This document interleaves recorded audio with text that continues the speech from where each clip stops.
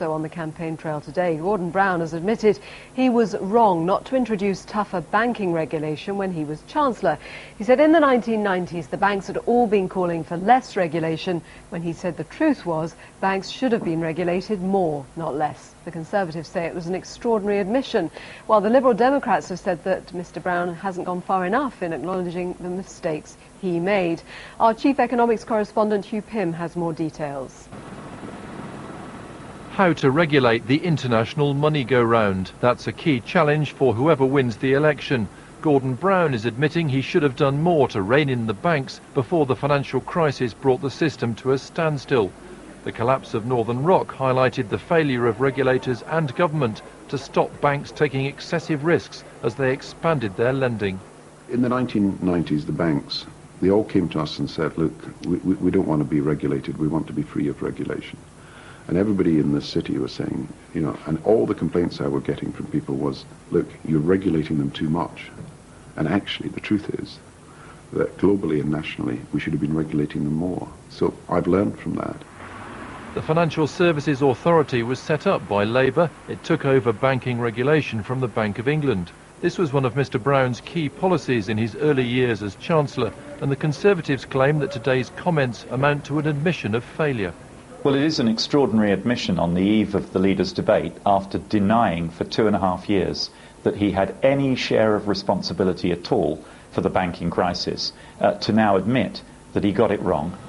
The Liberal Democrats say this debate simply underlines their call for radical reform of the banking system. We are where we are, and we've got to have a sensible system, and preventing this happening again. The worry I have, and it's a very real worry, is that the government and the Conservatives are just wanting to go back to business as usual, and we can't do that. You know, the banks have to be broken up. They can so they're no longer dangerous for the rest of the economy.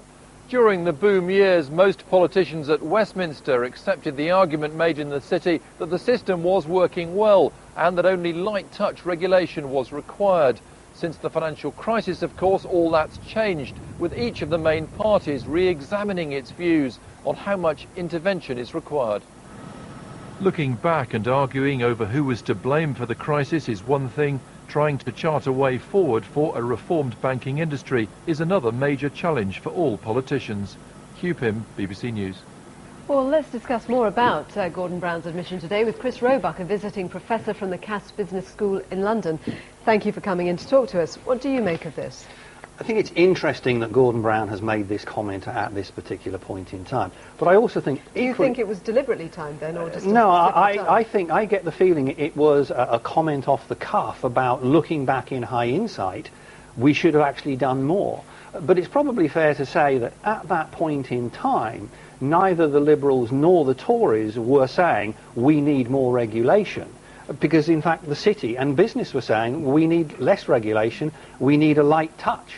In terms of the politics, though, of it, it allows the opposition to personalise the argument and say, you are accepting your share of the blame in the state we're in. Yes, I think that's absolutely fair, and it's good enough for them to say, yes, you accept blame, but I think also the other two parties need to put their hand on their heart and say, were we, at that point in time, saying anything different from Gordon Brown? Why hasn't he said this before, then, if it's as straightforward as that? Because previously there has been an absolutely adamant refusal to say anything like this. It was always, well, we couldn't have done anything differently here, when, as you say, it's been pretty obvious with hindsight that changes could have been made to make a difference. I think there's a couple of issues going on here which relate to what happened in terms of UK and what happened in terms of the global meltdown. In all fairness to all those involved, the global meltdown started in the United States with mortgages that were based on paper that had no assets behind them. So in that sense, there's no responsibility in this country. As far as this country is concerned, now he's come to the realization that maybe in those terms, if you analyse what happened exactly here, there was something that could have been done in a different way that would have prevented that contamination from over in the States coming over here. And what would it have done to our economy if that regulation had have come in? Because it was a boom time, and as we were hearing, all the politicians were accepting the argument that light touch regulation was the thing to do, because it was, of course, contributing to growth in this country. Indeed. The issue there is that what would have happened it would have inevitably slowed down the development of the financial services sector in this country.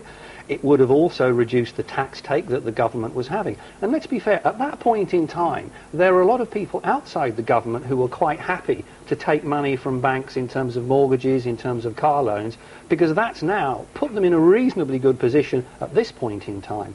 So therefore, I think we have to be realistic about what was going on then.